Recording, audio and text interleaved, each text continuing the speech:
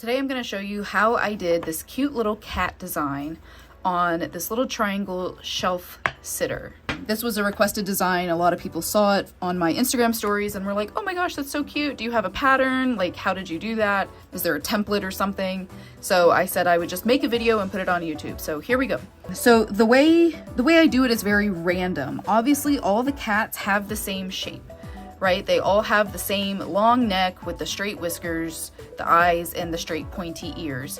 So really, once you get the shape of the cat down, it's just a matter of how tall or short you want to make your cats. I didn't organize mine in like a specific pattern. I kind of put mine together like a family photo. So they're not evenly spaced. They're not high, low, high, low, high, low, tall, short, you know, like they're not really, there's not a pattern, it's just kind of random. I'm gonna burn it, but first I'm going to just kind of sketch it out so you see how I draw it. Usually, to do all my straight line work, I like to use a skew nib, so that's a blade-like nib, and I think the blade-like nibs are the nibs that give you the best result. So let's get started. So like, let's see this little yellow cat here. I always start, wow, that's so not straight. I always start with 2 straight parallel lines. Then I bring in the ears however far down you want them. And I just try to make them even. And then I do a short little connecting line. And I will do all of the outlines of the cats first with the same nib. I find that it's easier and quicker to work with the nib while you still have it on your burner, rather than doing the shape and then unplugging it and putting in the eyes and then just doing 2 eyes, ... and then unplugging it, put the other one back in to do the whiskers. Like, it's just easier to do all of one thing at the same time. So it's just kind of depending on the space, I would fill it out. I just kind of try to randomize how many short ones I do and how many medium ones I do and how many tall ones I do. So let's just say I want to put another one kind of like halfway in the middle. So again, with the 2 parallel lines, I bring down my ears and I would do the little connecting bit.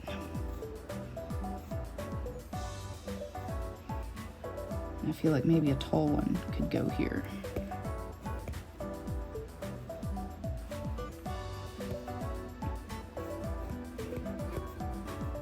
So anyway, this is just a quick little sketch to kind of give you the idea. Random spacing, random sketching.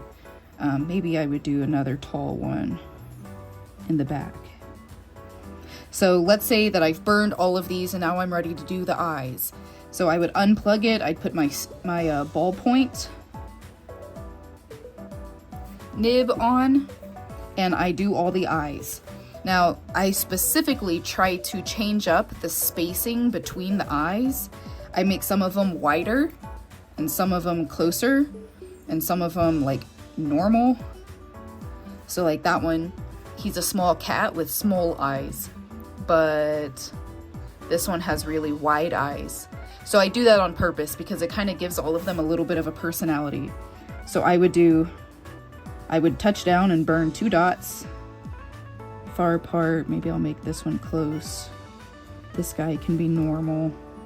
This guy can be far apart and normal. And then I do the whiskers. Some of my cats have 3 whiskers, some of them just have 2. Again, I just kind of randomize it. There isn't a pattern. But I also kind of pay attention to the negative space surrounding my cats because I don't want any of them to look too crowded. So like, for example, here, I didn't want to give this cat 3 whiskers. Like, it would be okay here, but it would be really close and crowded to this cat, and their 2 whiskers would overlap. And if I were to do 3 whiskers on this guy, the 3rd one would be hidden behind this guy's ear, but this one, the 3rd one, would stand out over there. But I want them to show as much as possible. So that's just kind of how I'm paying attention to it. So like immediately, this guy could get 3 straight whiskers, but this one behind it is just gonna get 2. because I don't think I have enough room without this area looking a little too crowded. And then same thing with this cat behind here. He's just gonna get 2. But this guy can get 3.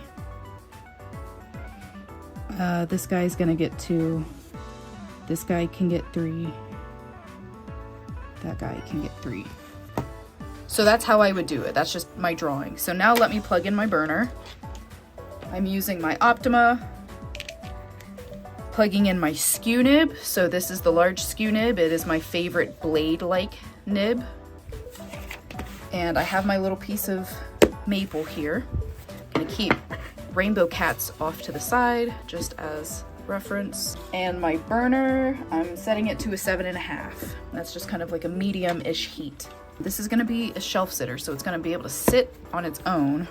Let's see, let me just kind of draw this out and talk it through. So like there's this imaginary center, and if I were to put a cat smack in the middle, then it might be harder to randomize. Like see, I would run out of space here, right? His ear goes off, and I don't want that, so maybe I would move him closer, and then maybe do another.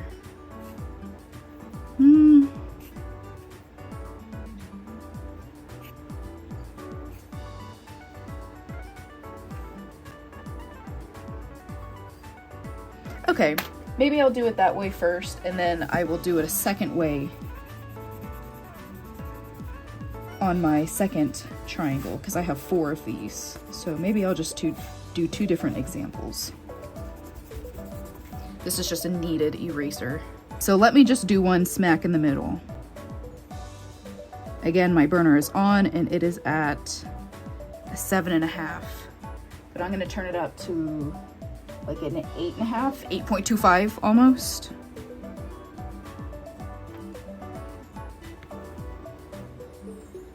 All right, so he's a little not straight. He's a little slanted. Oh well, when it's all done, it won't really stand out.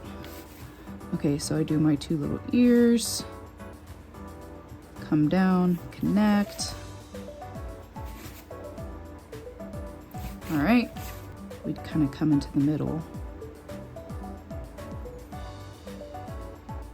Okay.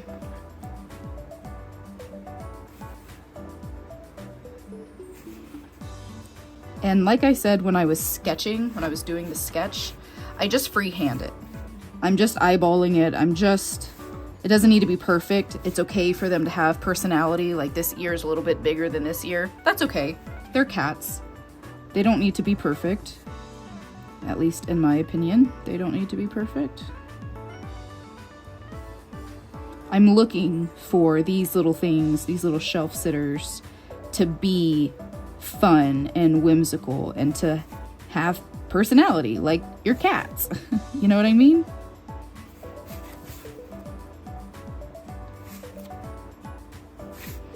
Okay, so there's these guys.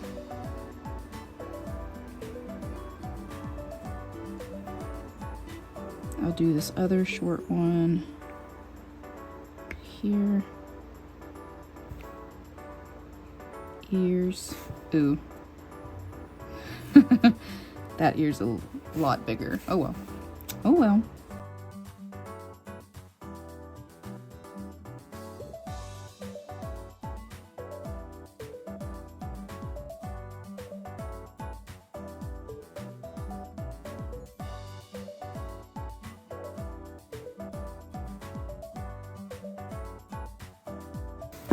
Alrighty, so that's that. I unplug it. Let me grab my ballpoint nib. So this is my ballpoint nib that I use to do the eyes.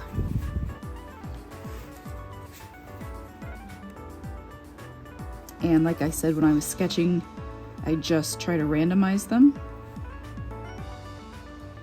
So that one's like meep meep, and this one's like nerp, nerp. Dot dot. This guy's like yellow.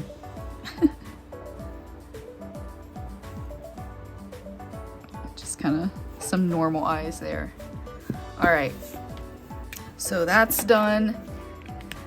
And then back to the skew to do the whiskers. Let's see. I know I want this guy to have 3. 1, 2, 3.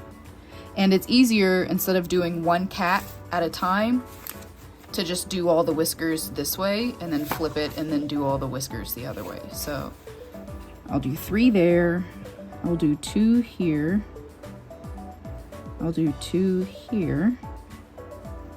I'll do 3 on this guy. And some of the whiskers are a little bit longer, some of them are shorter, but I kind of just try to bring them directly underneath the eyes. I'll give this guy 3.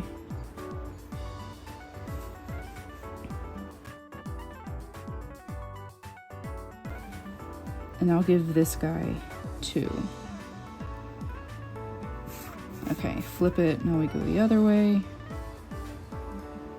And I try to make them even. I try to make them come out the same amount of space on either side of the cat, so one side isn't sticking out too far or further than the other.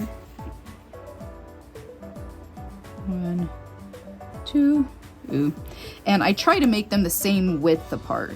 But like with this cat, I just put a little bit more space between those two than I did with those two. But it's okay, it still works. But I am gonna make it a little bit longer to kind of match the other side.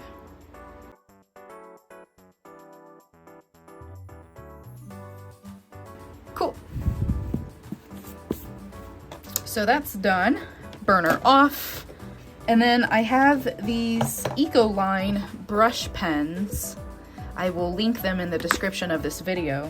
It's what I used to color in these guys, but for these 2 examples, I used watercolors, shiny metallic watercolors. But on this one, you can just color in the whole cat, whereas with the watercolors, I try to paint around the whiskers and the eyes because I don't want to get paint in my Woodburn lines. So this takes a lot more time. This one you can just color the whole thing. So I'm gonna do that for the purpose of this video. And with these, they are not completely opaque, so you can see the grain of the sycamore coming through on this side. And especially in the yellow cats, it kind of looks like a fun fur texture. You see that? You see the orange cats? Let's just quickly color our little piece here for the sake of the video. So 1, 2, 3, 4, 5, 6, 7. Okay. Red, orange, yellow, green, blue, purple, pink. All right. So in rainbow order, I'll just do red. I try to be careful when I get to the edges. And this works with my kind of burning because my lines, I burn very deep. And this blade-like nib, that skew nib that I was talking about, here, let me show you again. It slices through the grain. Kind of left a cut. It slices through the grain, and when it does that, it's basically creating like a moat. It's creating a barrier, so whenever you go to paint or color or whatever, your watery media will stop at that boundary where the Woodburn line is. Otherwise, it would bleed. I'm gonna paint the bottom. I'm gonna paint the edges of this piece. So I will show you as an example on the underside here. It doesn't, okay, well, of course, for the example, it doesn't bleed a lot here.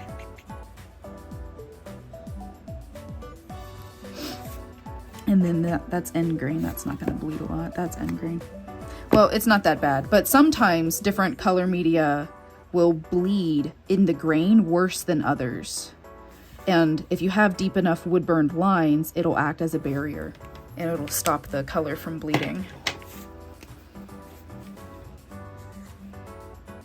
I guess you can kind of see when I do my first streak. You see how it's kind of fuzzy on the edges? Like it's bleeding in that surface level grain.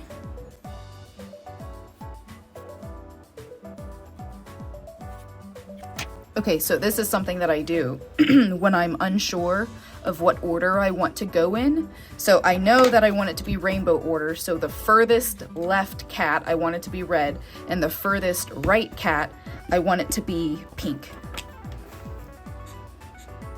So I will go ahead and color in the ones that I know for sure.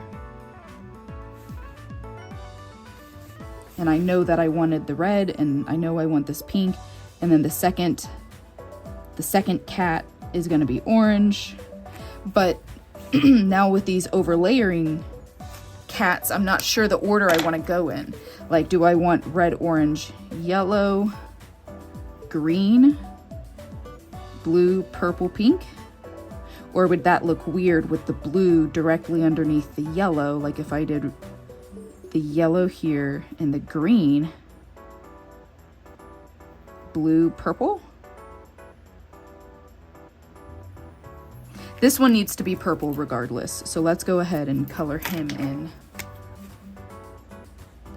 I want it to make sense to the eye. I don't want it to look weird. I don't want anyone to be like, oh, that's a weird rainbow, or I don't want you to think, why didn't she do it in rainbow order, you know? I want your eye to visually follow the flow of the cats.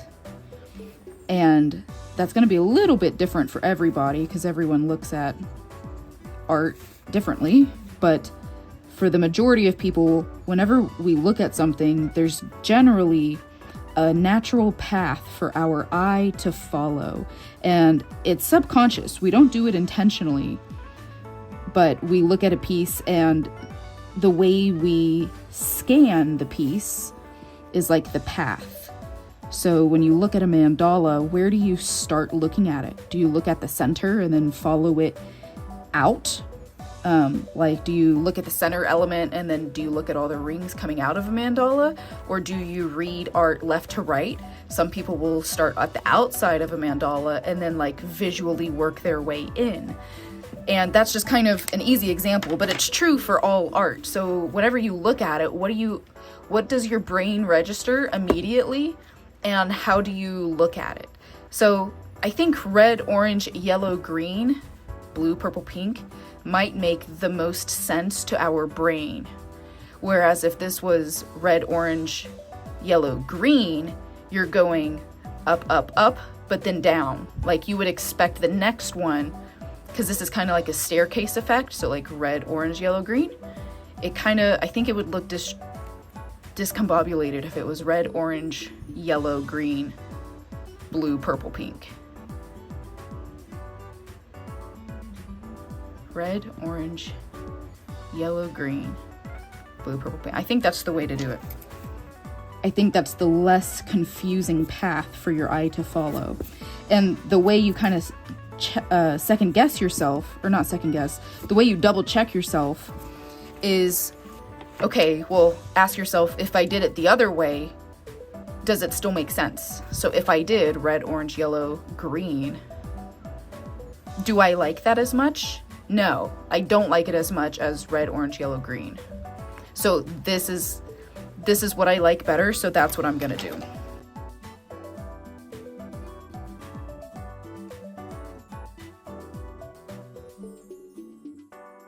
And then I have this yellow, but this set also came with this darker yellow. It's more of a sunflower yellow, and I don't know that that's the one I want, but because this one is brighter and lighter, I'm gonna start with it. And if I end up not liking the shade of yellow, I can always go over it with that other sunflower yellow since it's darker. But you can't start darker and go lighter. You can only go darker. So, starting with the lightest.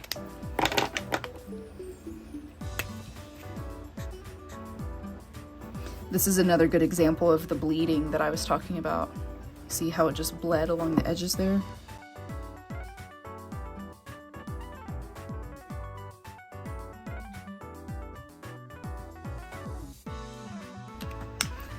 I think that's the correct yellow. And this makes sense. So now that it's done, like there's nothing really I can do if I didn't like it at this point. It's kind of too late. But I think if I had done it backwards with the blue on top and the green here, I'm thinking I would have definitely liked it less. So I'm happy with that. I'm gonna let them dry because they're still wet to the touch. I don't want to smudge the ink. I'm gonna end the video because this is it for now, but I will be painting the edge of these little shelf sitters because I didn't sand a lot of the edges. So like this one still has a burn mark. I sanded the faces, but I didn't sand the edges because I knew that I was going to be painting them. I hit them at 80 grit just super fast, but I didn't really go over them to like get the burn out. So like they're relatively smooth, but they're not cleaned up. So anyway, that's it. I hope that that was useful for you. Again, just kind of going over the original examples. This one is on Sycamore, and I really liked these Eco Line brushes because they are translucent and I could still see the grain, and I really liked the grain on this. I didn't want to cover it up. I just think it's so beautiful. Whereas with the watercolors, these are opaque and you can't really see the grain itself through the paint. You can see the grain texture. So like this is a little piece of ash and you can see the grain texture, this like ripple going up through these cats. But you can't really see like the color of the grain or any of the grain chatoyance because the opaqueness of the paint covers it up. So anyway, 2 different kinds of media. I hope that was helpful for you. Let me know if you have any questions. I'm going to post a link to the Eco Line brushes and to the paints that I used for these 2 pieces in the description. Yeah, I think that's it. Have a good one, guys. Thanks for watching.